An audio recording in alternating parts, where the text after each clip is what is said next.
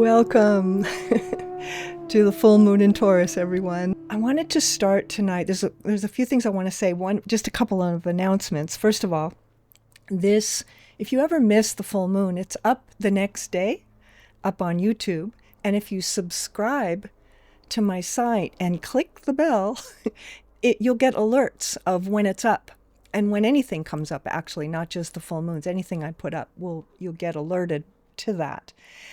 And it's always good to do that for my channel so that people find it more often, etc.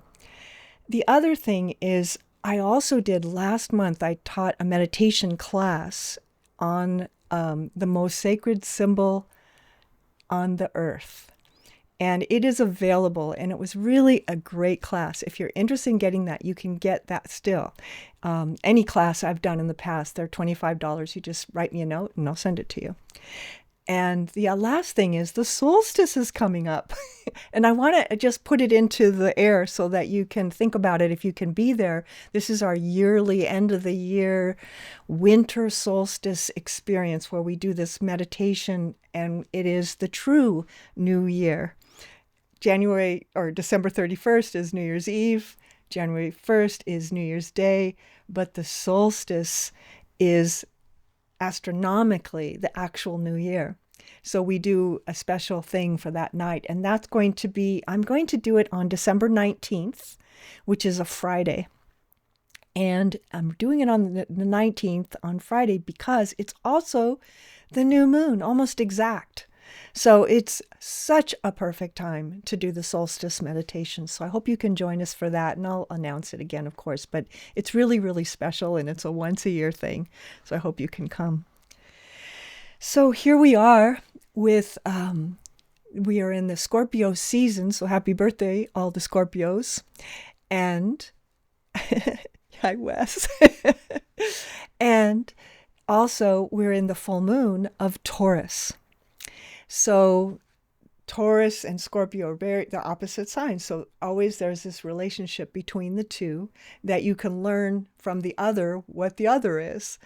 And so Taurus is slow, methodical, on purpose, one thing after another, makes a list, makes sure all the I's are dotted, right? It's this very constant.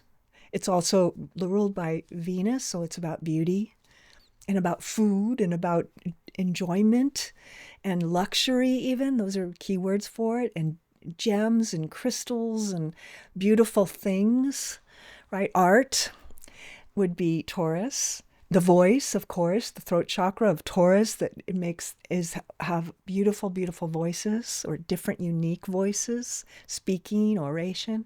So we have the full moon in Taurus. I'll show the chart just for a moment, just so you can get a feel for it. And not everybody understands this, but I'll explain the part that's relevant maybe to, what we're going to be talking about. I always name the full moons. It's part of my fun when I make the chart. And I called this one Between a Rock and a Hard Place, which is the perfect name for this. And the only way out is through.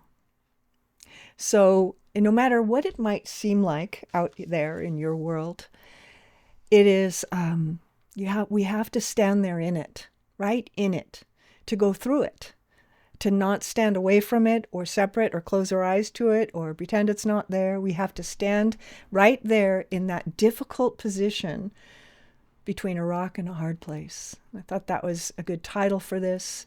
The sun and moon, here they are. Look where they are in your chart. If you know your chart at all, it's at 13 Scorpio, sun, full moon, 13 Taurus. So in Los Angeles' chart, which this is basically the chart of LA, but you could do this anywhere around the world and including your own. In our chart, the full moon falls in the 7th house. So it's about, in Los Angeles, it's kind of interesting to think of it, relationships, right? It's about our relationships with ourselves, with each other, in our town, in our city. It's interesting to think that Los Angeles is ruled by Virgo, which is all another earth sign. Right? So we've got this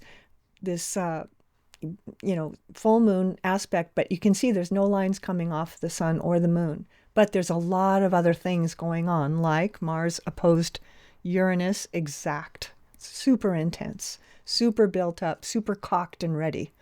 So we've got a lot of kind of tension in the air. The other thing I just wanted to point out today, I mean, I could talk about this chart for hours, but all these circled planets, Uranus, Venus, Mars, Pluto, and Neptune, and soon Saturn, are all at anorectic degrees almost. And anorectic degrees are 29. So there's the perfect 29. Neptune's at 29 Pisces. But they're all really close to it. Uranus is 0. It's going backwards, so it's going to be at 29 degrees, I think, in 3 or 4 days. Venus will be at 29 tomorrow. And Pluto is at 1, so that's on past it. It's not going to go back again. But still, these are the beginnings and the ends of things. The beginnings and the ends of things. And that's where we stand. And I thought it was also interesting, the Sabian symbol for the full moon this time is, these are things to meditate on or just to ponder and see what comes to your mind when you think of it. It says, on the beach, children play while shellfish grope at the edge of the water. So it's just like a thought form, right? And I wrote to interpret that just with a single sentence was, two different worlds indifferent of each other. That's my interpretation, given what's going on and everything. And I think it's a perfect way to explain it, but in this more poetic way that the Sabian symbol is written. On the beach, children play while shellfish grope at the edge of the water. So those are some thoughts about this particular full moon. So you can see where that 13 Scorpio is in your chart and 13 Taurus. That's where the full moon is. That's where this big splash of energy is shining in your chart. So you can see where that is. That would be in my 5th house. So that's interesting. So that's my creative house, right? So wherever it would be in yours, you can learn that. And if you ever want to know and you just want that information, I could send you a little chart with the numbers so you can see where it is on yours. So you always feel free to do that. So these are intense times, and there's not a lot you can do with this energy when it's between a rock and a hard place. There's not a lot that we have freedom to do because it's stiff and it's volatile. So there's this energy of cocked and loaded feeling to things, and also kind of stuck, like it's not moving. And that's just, now we're talking astrologically, but spiritually, this is a very powerful time where we can really be of service to what's happening in the world right now by being able to hold the tension of what's actually happening, to stay present to it.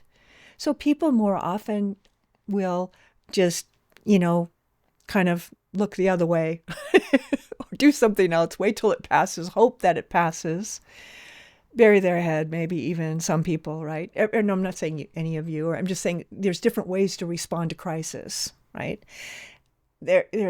We can do different things with it. What are you doing with it? It's a good question to ask. Like, how are you dealing with all this? Because boy, is it tense right now. And boy, is it constantly tense. It's not changing. It's getting more and more so.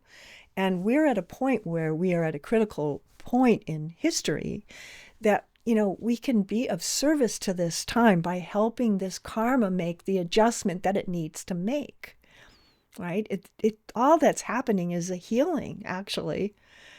But like in all illnesses or diseases, right?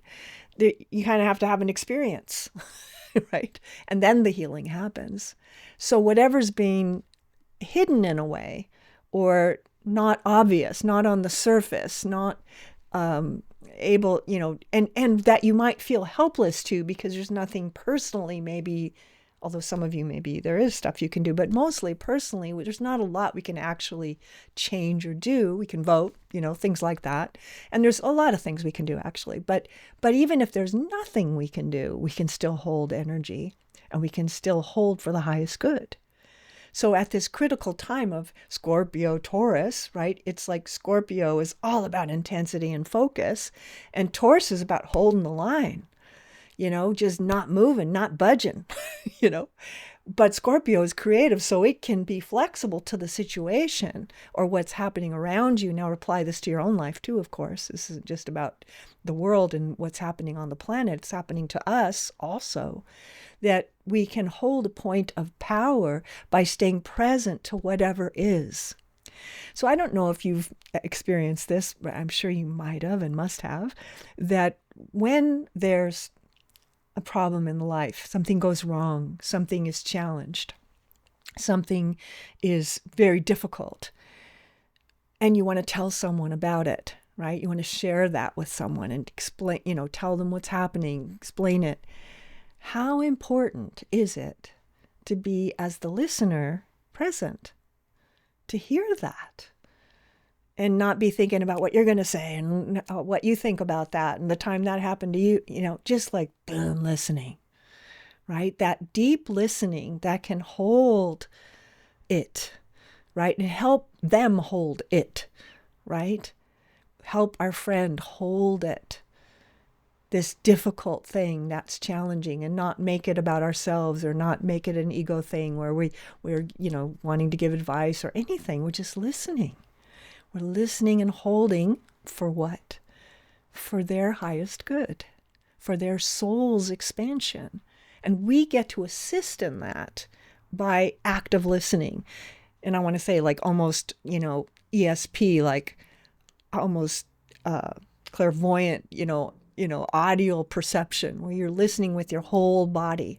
You're not just listening with your ears, and you're not just listening with your brain to go, this plus this minus this divided by 7, and x equals 4, not that. No figuring out, no figuring it out.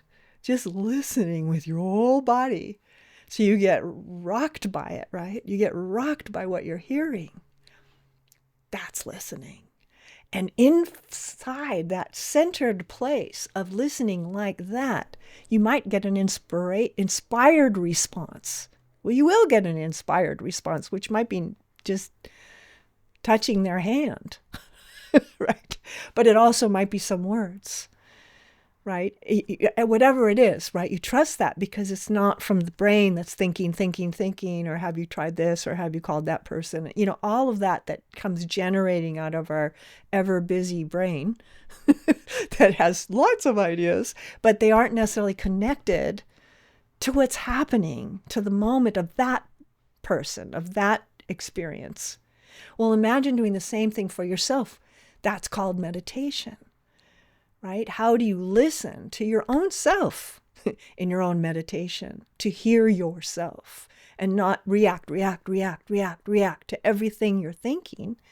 You're just listening in that neutral space of love and consciousness and awareness, even to yourself.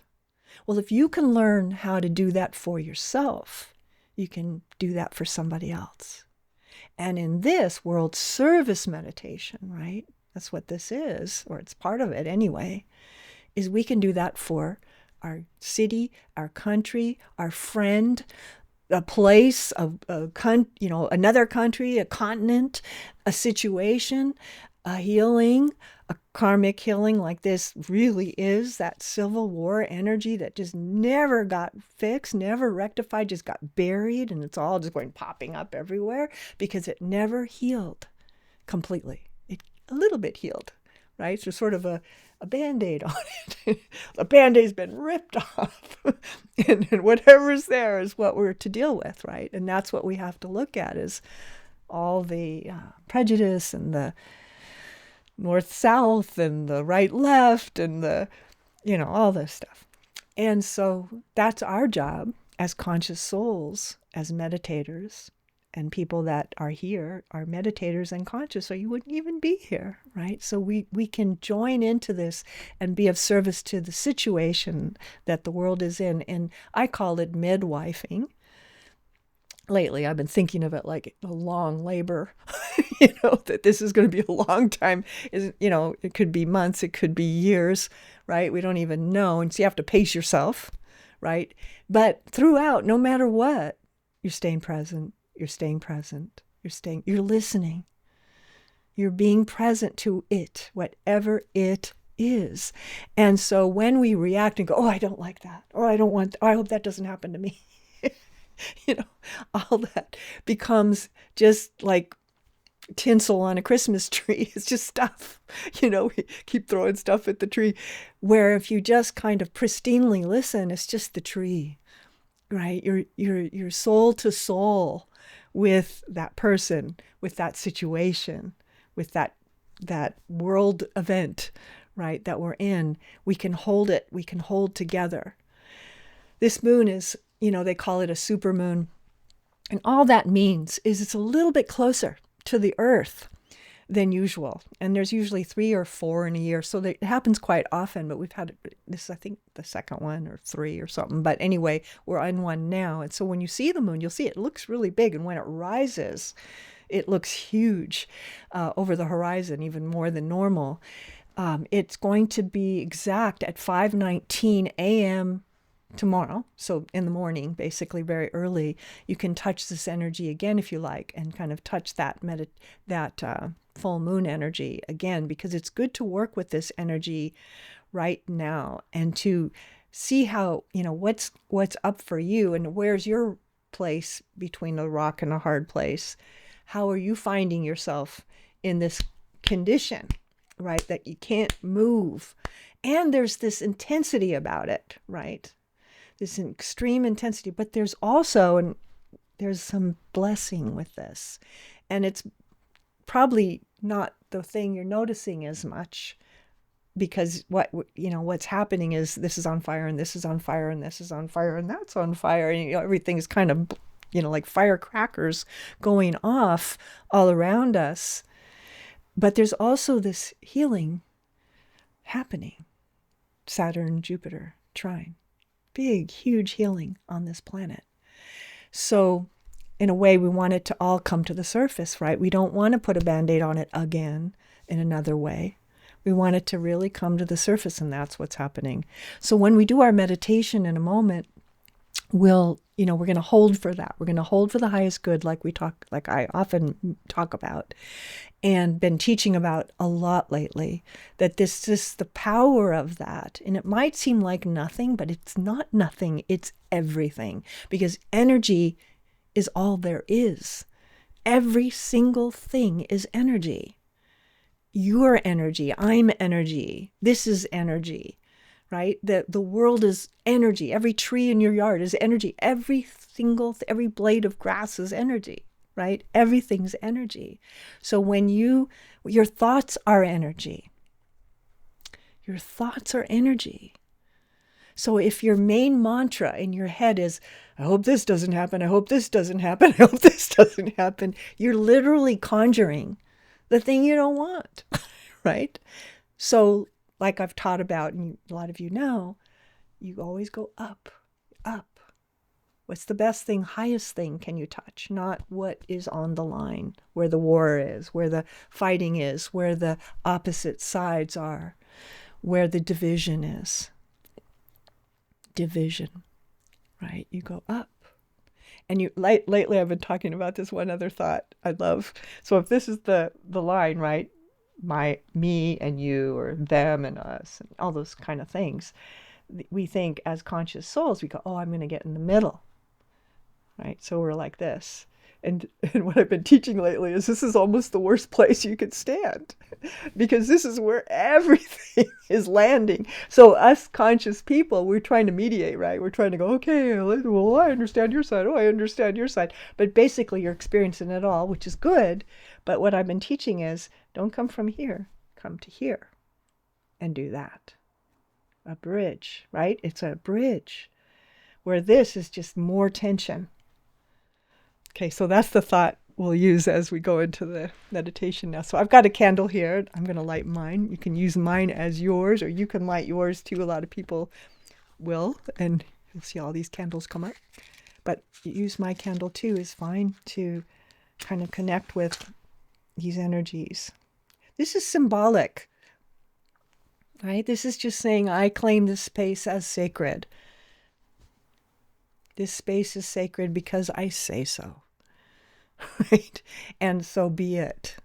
And that's what you're doing, right? You're claiming your space. And so if you don't have a candle right there, just use this one as yours to feel, to connect to that light, to say this symbolically, to say this is sacred space. This is sacred.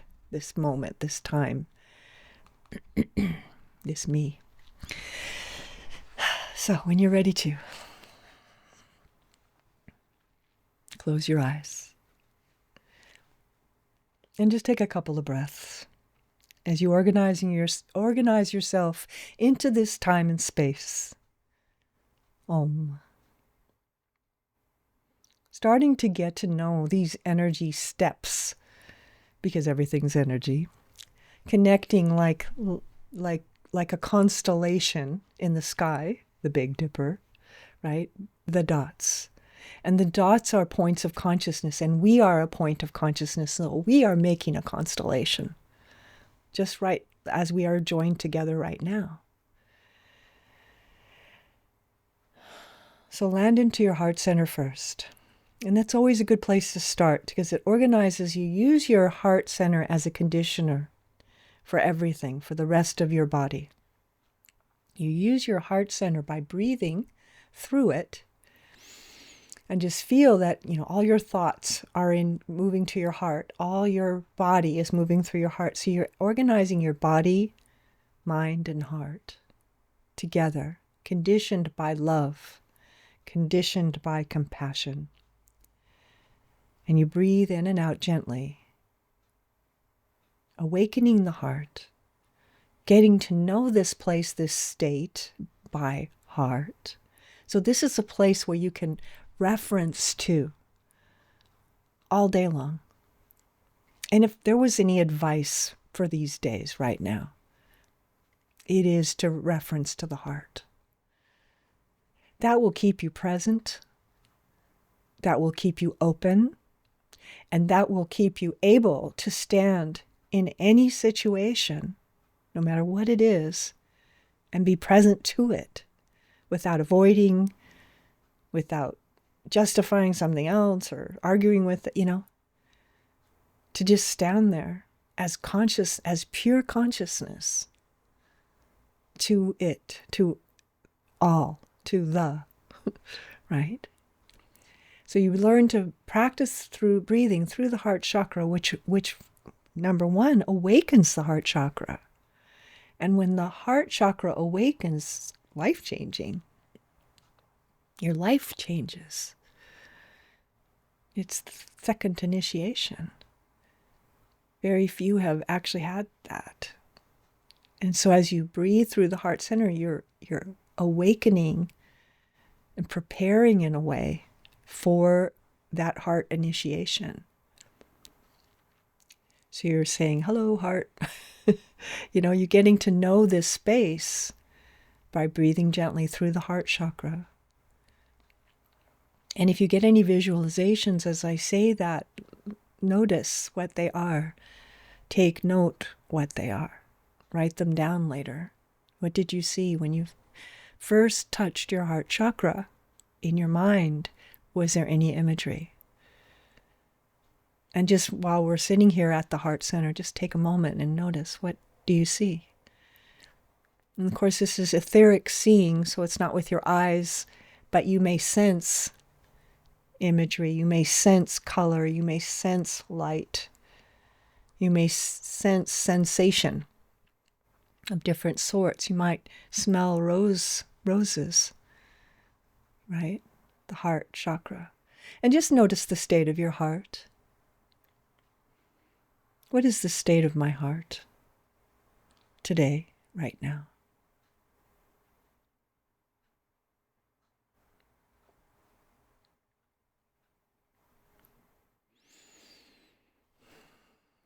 And then remember that imagery gently, because that's powerful stuff.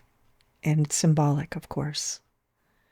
And you may know exactly what it means. And you may not know yet. But you will. Still breathing through the heart chakra now.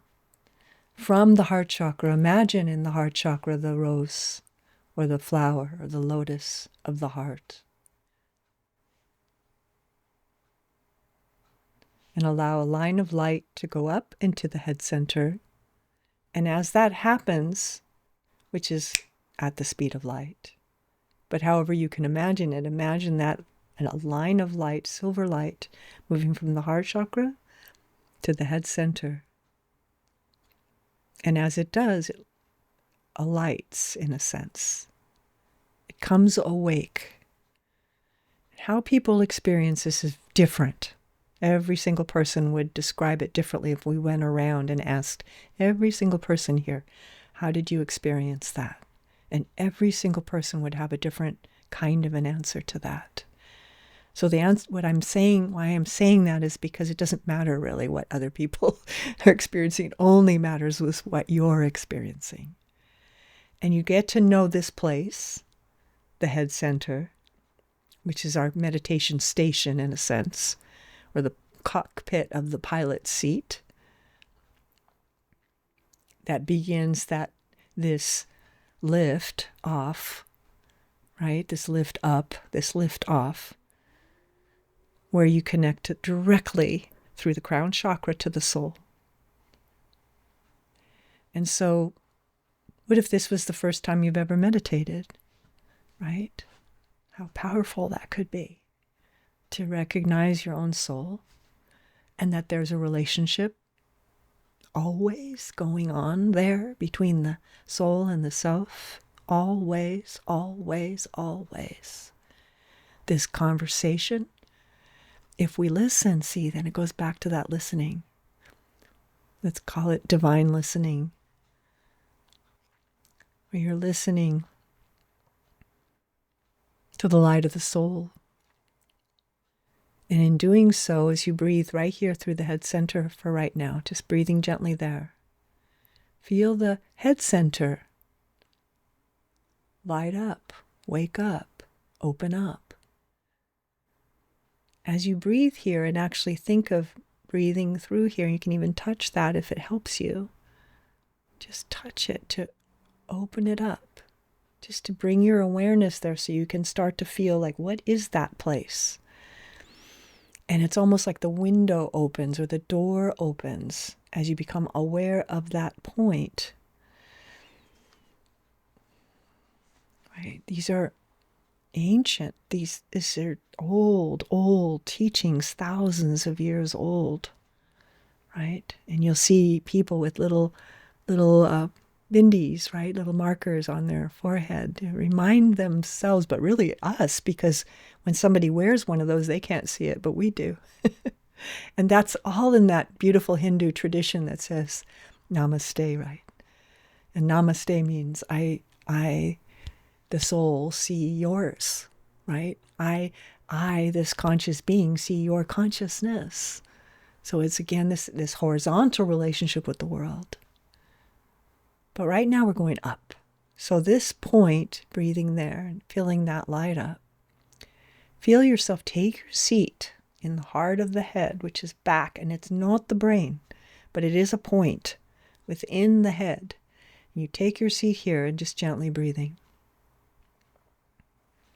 And say this phrase inside yourself to begin the deepening of this meditation. I stand still in the center. I stand still in the center.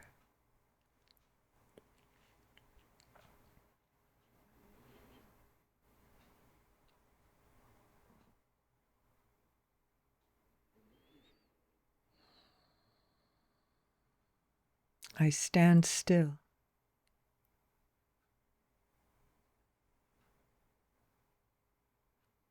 In the center.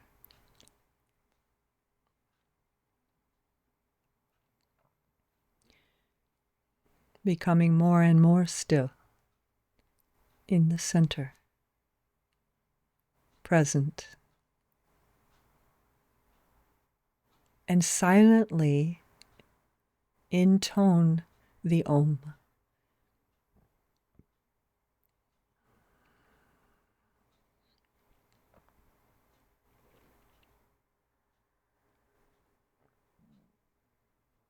As you make this sound just one time, feel the radiation of the Om from within the center of the stillness within the self. It radiates outwardly, not limited by miles or blocks, but that energy is just moving infinitely. I stand still in the center, Om.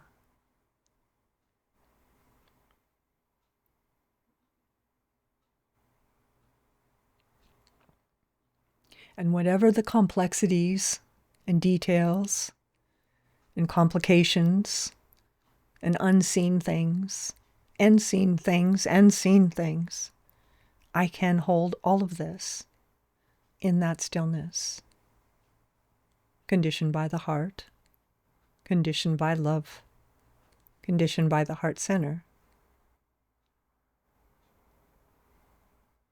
There is nothing I cannot be present to. Nothing. And so the next phrase to say inside your meditation now is, I am meditating.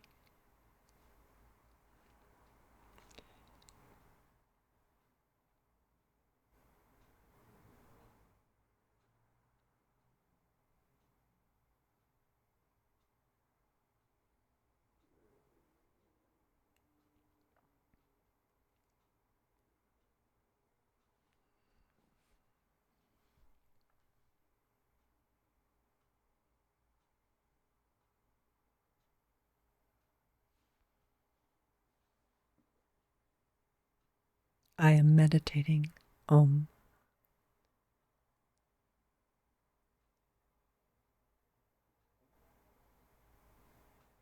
And that Om that you sounded silently, the Om that you sounded silently, the one Om, is still radiating.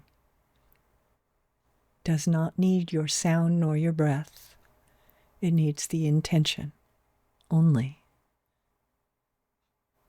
Still radiating, still vibrating.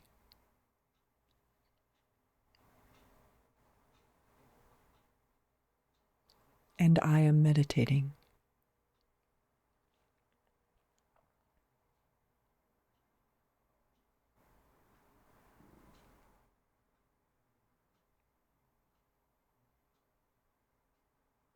See this radiation of light like you're a sun, and those rays move through all time and space, and past and future,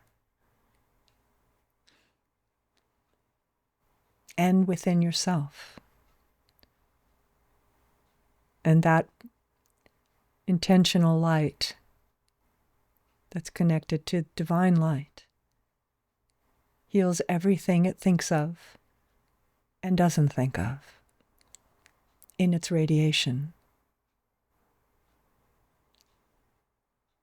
And just imagine it in your mind's eye, this sun within the head, radiating in every direction, above, below, around, in all directions.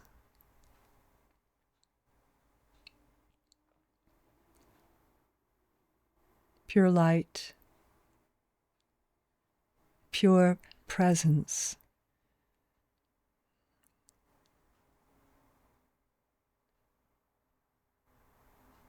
And we don't need to know right this minute the answer, but you'll recognize it when it's there. And you'll recognize it when it's not there. Holding for the highest good for our world, which includes the trees and the mountains and all the waters and all the people and all the animals and all the grasses and all the sky. Everything. It includes everything.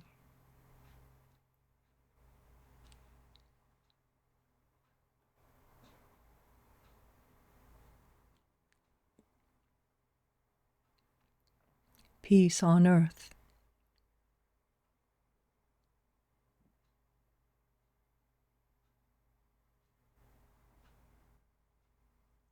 Goodwill to all.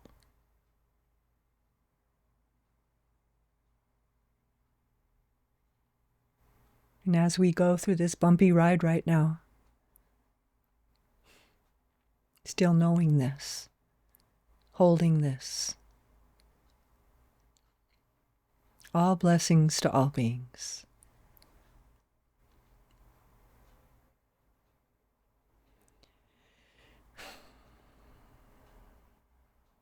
All blessings to all beings, Om.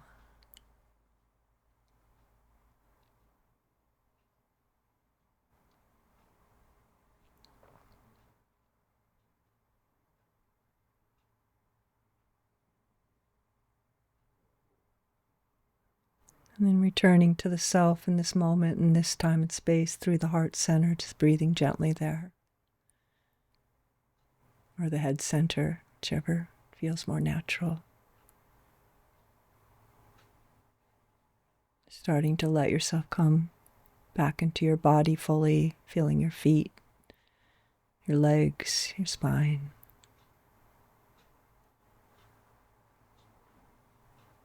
Your eyes, your heart. Letting your breath become more conscious. And just taking your time as you begin to transition out of this meditation when you're ready to.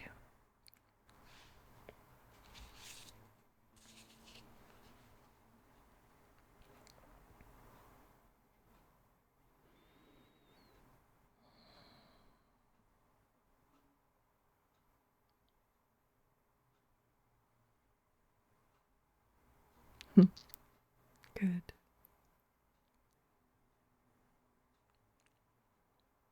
It's big, big, big energy right now.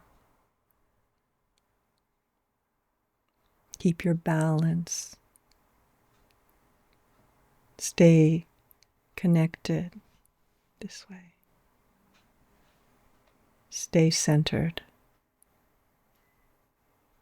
Standing still in the center.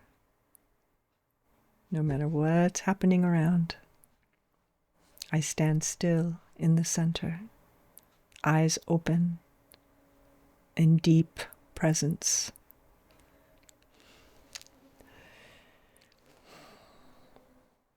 Good. So, I will be seeing you soon. The next full moon is December 3rd, which is a Wednesday. And the next meditation class is November 19th, which is also a Wednesday. And the solstice is December 19th on the new moon. So I hope you can join us for that. So I'll be seeing you all soon. You can check this out tomorrow on YouTube again if you want, or send it off to friends and things. And I'll see you next time. Thank you for joining us. Have a good month. Keep your energy steady. Stay centered. Stay present. You can, you will. See you soon.